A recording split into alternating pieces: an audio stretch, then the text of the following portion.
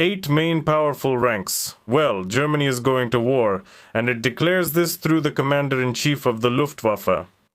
It will probably look like this. Here is Zelensky, but it's not for nothing that the Chancellor of Germany is already called the Chancellor of Ukraine, so that's why. We are sending planes to fly. We will bomb everyone. That's basically what the statement consisted of. Now we'll take a closer look at it. But before we start, I want to show you those who don't want to fight, namely Ukrainians, specifically those who are being forcibly mobilized. But it doesn't always work out. And thank God here we have a village.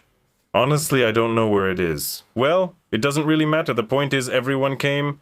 And it's even worse, the situation is often even worse than in the cities because there aren't as many people here as there are in the city. And often there's no one to protect those being forcibly mobilized. But then there was one brave elderly man with a shovel. It wasn't exactly a shovel, more like a spade, but close enough. And the recruiters tried to attack a Ukrainian citizen to drag him off to war against his will, but the old man with the shovel showed them that no, that's not the way to do things. In the end, the recruiters packed up and left. By the way, I'm not showing the video because there are shouts of hurrah and blows from that very shovel.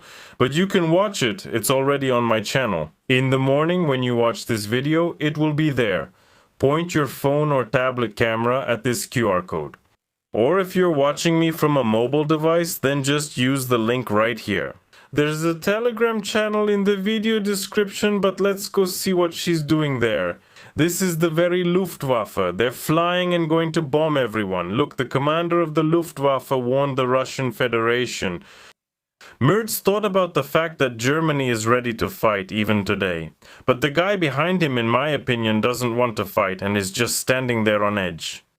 I think he wants to move somewhere else, to another country already. After such statements, the photographer chose a very successful shot. In short, Germany says that it is ready to go to war with Russia even today and will defend every inch of NATO territory. Lieutenant General Holger Neumann, in his first interview with a British publication, said the German Air Force will launch devastating strikes on Russia if it attacks the alliance. According to him, there are no different security zones in NATO, and an attack on Estonia will have the same consequences as an attack on London. Naturally, everything will be flying and everything will be bombed if it comes to conflict, says Lieutenant General. I hope this never happens. But if it does happen, we will defend every inch of our territory. He emphasized that NATO is NATO down to the last inch. He didn't specify which exactly, but it's safe to assume he meant territory, not what you might be thinking, and you shouldn't think about that. But Neumann directly named possible targets. That's Kaliningrad, the Russian enclave. Well, a city basically Russian, you all know it. St. Petersburg and suddenly the Kola Peninsula, where Moscow is stockpiling nuclear weapons. I wonder how NATO would attack the Kola Peninsula. I'm really curious. It's not exactly easy to get to it, but apparently the military has its own quirks. And he also mentions the Black Sea, where the Russian fleet is based. Well, as far as I've heard, most of the Russian fleet was withdrawn from there, but it turns out that's not the case. The Luftwaffe Lieutenant General says that they will attack the Black Sea if necessary, and any response in that case will be extremely devastating. After all, it would be 32 sides against X or against 10. I still didn't understand what X is. Why X? It's absolutely impossible to understand. What does it mean to be ready to fight even today? I was also concerned about this question. I expressed deep concern. And I even posted a dove of peace on Facebook, so that everyone could see how deeply concerned I am. Basically the UN, just a one-man version, so to speak. So, if someone calls me right now, says the Luftwaffe Lieutenant General, and says that we have such and such a situation, we must be ready immediately, and we are ready. What if someone calls him and says, Lieutenant General, they have great kebabs here, are you in? And also some cognac, or maybe Bavarian beer served with pretzels too. Will the Lieutenant General be ready to fight such temptations or not? We won't be able to understand, we won't find out, but nevertheless, the Lieutenant General stated that he will use everything Germany has, including NATO resources. The General is currently overseeing the rearmament of the Luftwaffe, and this rearmament is part of the grand plan of the great comrade Friedrich Merz to build the strongest conventional army in Europe. Many billions have been poured in, and Berlin plans to massively increase its stockpiles of air defense systems, particularly Patriot, Iris-T, and Arrow 3 missiles. Neumann also promised to cover Britain's skies if London requests it. Then he says that Russian aviation should not be underestimated, the enemy should not be underestimated, but still, otherwise, if they come flying, we will bomb them. The most interesting thing is that Germany is preparing for war, while Lukashenko, who is constantly accused of wanting to attack somewhere, Ukraine or somewhere else, maybe Poland, Lukashenko is once again talking about peace. He always talks about peace no matter what you ask him. That's right, because our time calls for peace. And I'm not joking, really. Lukashenko gave a rather big, extensive interview and stated that Ukraine has absolutely nothing to fear from Belarus. And by the way, it's also the right thing to do, to keep making such statements. Because almost every other day we hear from our Ukrainian tough talkers that battalions will come from Belarus or planes will fly and start bombing. But Lukashenko keeps denying this again and again. And again, it's to prevent any kind of insinuations. That's the right thing to do. During the interview, he was asked to comment on statements by Ukrainian military authorities about a possible threat of a new Russian offensive from the territory of Belarus. He discussed these statements with Vladimir Putin, and both supposedly believe that involving Belarus in the war is absolutely unacceptable. By the way, Trump also recently spoke with Putin. We'll talk about that as well. So stay tuned, there are some interesting points.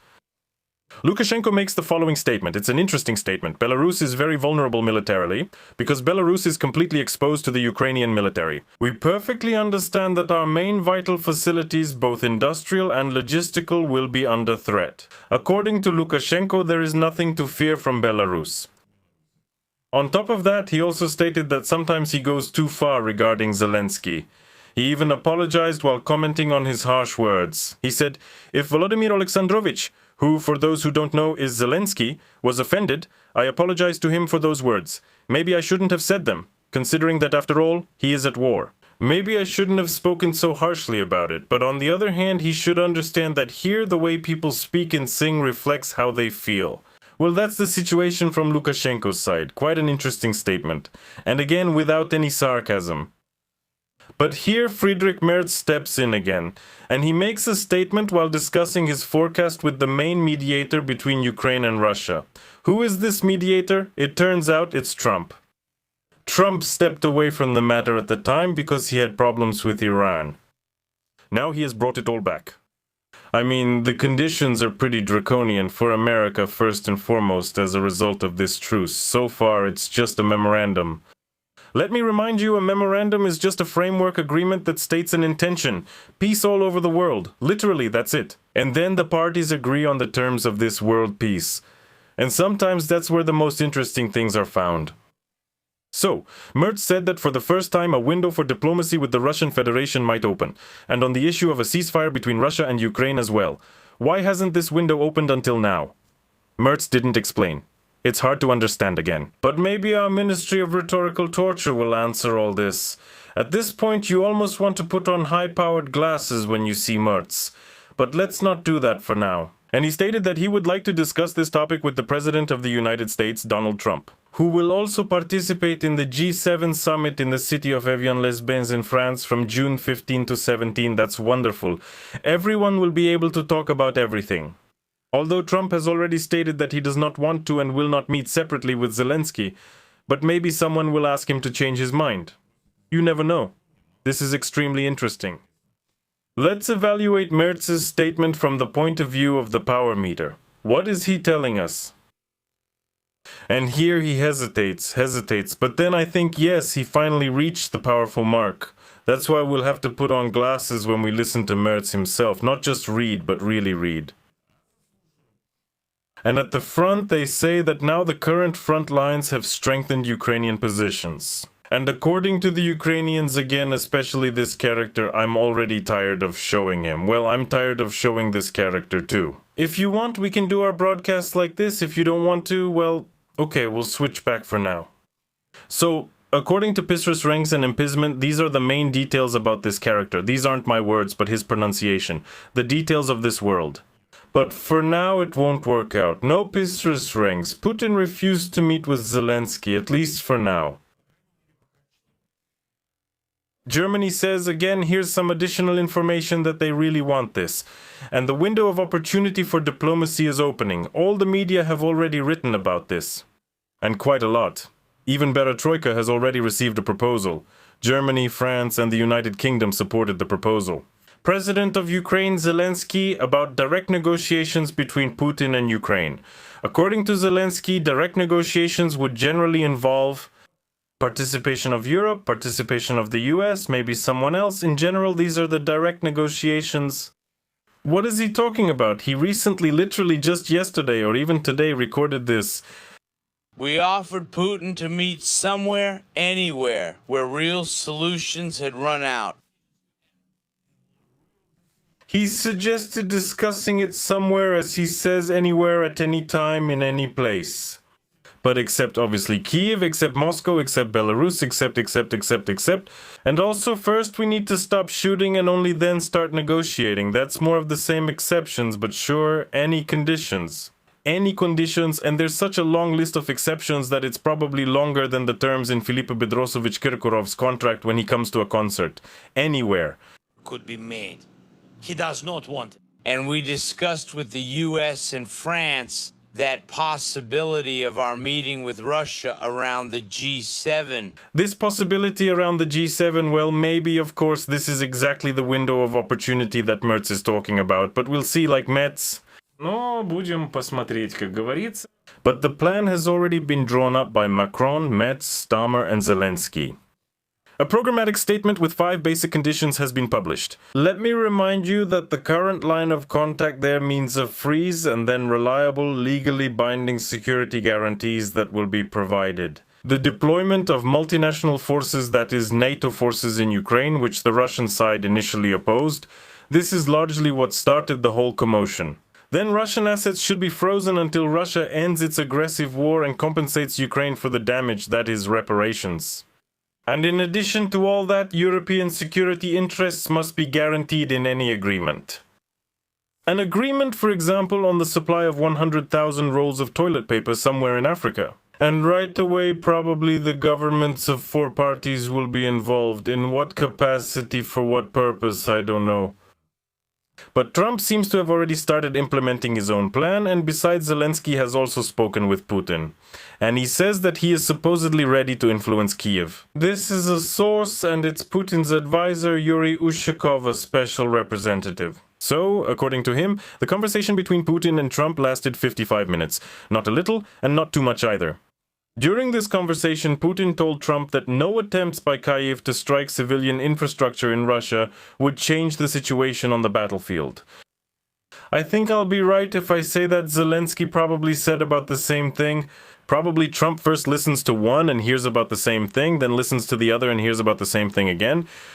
And then he is left wondering what to do and where to turn. Or maybe he doesn't get lost. Maybe he doesn't care. Or maybe he's thinking about how to push oil prices up or down faster for certain purposes. That's probably it. Then Putin highly appreciated the role of Melania and Trump in reuniting Russian and Ukrainian children with their families. And Trump told Putin that the agreement between the US and Iran is close and may be announced on June 14. Well, let me remind you that it has already actually been announced. And this framework peace agreement will be a memorandum, meaning it will be signed somewhere around June 19th, at least. That's how things stand right now. That's the intention of all these powerful leaders. Well, now let's move from foreign leaders, from Merz, from Trump, to our current leaders, the ones who have sore eyes. Ilyinsky will invite them because he hasn't invited anyone for a long time. Go ahead. Well then, let's listen to the clowns. Go ahead, comrades. Yes, and now they're coming to us. Today on our program, well, for example, there's some pipsqueak deputy named Camelchuk. Checkleim A, by the way, he is the author of the bill about what should be in the yard, like grass in the yard and firewood on the grass. And there shouldn't be too much firewood, because Ukrainians aren't supposed to have more firewood than they're allowed. How much is allowed is unclear. But last winter, or maybe the one before, my grandfather was almost arrested because he took 1 extra log. That's all you need to know about this comrade. He's Nalivaychenko. I don't know what else you need to know. The surname says it all. We also have Alexander Bliznyuk. Oddly, everyone wears embroidered shirts except Kamilchuk. Am I with Zradakas? If we stop our actions, will they just give us back Donbas and Crimea? No, they won't. We will need to return to active combat operations in the future, just like it was done before. To take everything back, right? Azerbaijan in Nagorno-Karabakh. He gathered us, he got support from Turkey as well. He went, struck, and did what he had to do. That was the tactic, and I stuck to it. Kamilchuk is speaking, and both Bliznyuk and Nalivaychenko are looking at him suspiciously. They think he's talking nonsense. The fact is they did it without shame, because they consider it theirs, and that's how it was established. It was enshrined in international laws. Well, now I think it's worth hearing the opinion of the Armenians on this matter as well. For some reason, Kamilchuk decided that Azerbaijan is right about everything. It's difficult here. I have no direct connection to this conflict. I mean, I'm not very familiar with its origins. I know the history, but still it's a very complicated issue. And the fact that he says that he decided he was right and struck, well, that's how Putin thought he was right and struck too. So excuse me, maybe we should use some logic here. We should try to apply some logic to all these statements by Kamilchuk and try to find some common sense in them and only then speak out. But no, Kamilchuk decided he was right and eagerly rushes into battle, shaking his beard. Not their territory. Our territory is internationally recognized. The borders are absolute, and we will be obliged to do this. I will return to the point that this planning should be done during the break. Valentin Nalivaychenko nodded from the back. Great, he's an interesting character, apparently accompanying Kamilchuk. I don't know about that, but what his role was, history will probably clarify. Then who else do we have? Oh, someone else? Omelian. Omelian is telling us about the Biolab. Who else would know about the Biolab? Omelian has known for a long time. And I, who seems to be for Ukrainians taking care of all the ideas of creating a Hyperloop network in Ukraine, according to the idea, Elon Musk and others had these ideas before him, and now he is in England. He ran away, by the way, from military service. He is accused. A criminal case has been opened against him. And now he sits there and talks about whether there were biolaboratories or not. Let's listen. Ukrainian forces, Ukrainian resignations. My greetings, Mr. Vladimir. Greetings. Thank you for the invitation. The U.S. Director of National Intelligence released a slide. Director Kenny, let's call her Kenya. We should gradually complicate the use of feminine forms to make it as interesting as possible. Director Kenya, I think that's perfect. About... Supposedly, biolaboratories in Ukraine that were funded by the United States were illustrated in these slides with a map. Well, Tulsi Gabbard, here we see her on the screen, she didn't really demonstrate competence in her position. In what way? This journalist is extremely knowledgeable about this, and she also knows her role as a journalist very well. A journalist usually has to be objective and not judge. If you're reporting on some event, the journalist's personal impressions can be heard, but that's rare. Usually all of this needs to be covered neutrally. If an avalanche happened somewhere, well, you can express condolences if someone was hurt. If a war started, you need to show both sides, listen to them, and talk about the reasons. Well, here our journalism is broke, just like the finances in the economy. And together with them. So, Zinochka, you have Director Kenya, apparently from some channel, together with Omelia, Draft Dodger Kin, talking about how Tulsi Gabbard is suddenly not a professional. Why? What for? Well, apparently they got this information from somewhere. Why does journalist Kenya express a biased opinion on the channel's broadcast? Maybe because no one listens to their channel anymore. By the way, I watched it today. Some channel, I think it's channel 24, has about 8.5 million, even 8.9 million subscribers, but some videos only get 30,000 views a week and some just 6. Well, that's all you need to know about Ukrainian television. The preparation is so incompetent, the whole plan is a mess. Is it truly that incompetent in this case? This woman can definitely earn sympathy points. Well, again, where's the logic? Okay, she's a Moscow sympathizer, let her kiss Putin's icon if she wants, it doesn't matter. But on one hand, fine. She's a Moscow sympathizer, though that's absolutely not the case. On the other hand, why isn't she a professional then? So that's it, okay, what's there to discuss? It's clear that if you disagree with something, you say it's the hand of Moscow and that's it, luck smiles on you and suddenly you become absolutely right. Well, and you're invited everywhere to tell the blunt truth, to speak out, to tell the truth in the studio. Then, who else do we have? Who can we choose? Here we have an interesting character.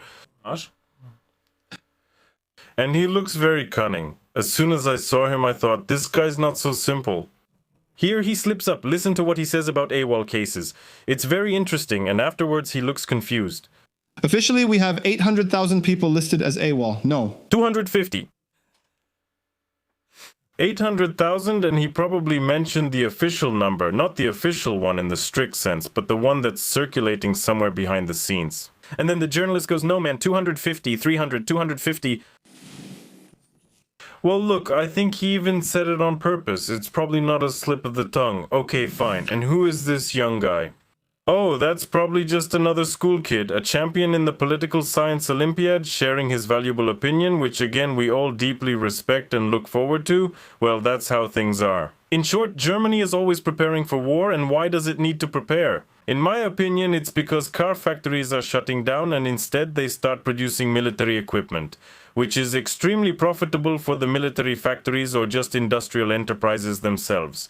Well, that's how it turns out. And there, the longer you fuel the atmosphere of military hysteria, the more orders you get. Maybe that's the case, maybe I'm wrong, of course. If you live in Germany, write and tell me how things really are there. Well, I'll say goodbye to you now. Bye, everyone. Most people understand that Ukraine has not just changed, but that Ukraine will claim a completely different role in the future of Europe. You said it, that's true. Sorry, but even in the letter, there was a hint about this role. Did you notice it? Why do you think you've already won the war? Which in principle, from the point of view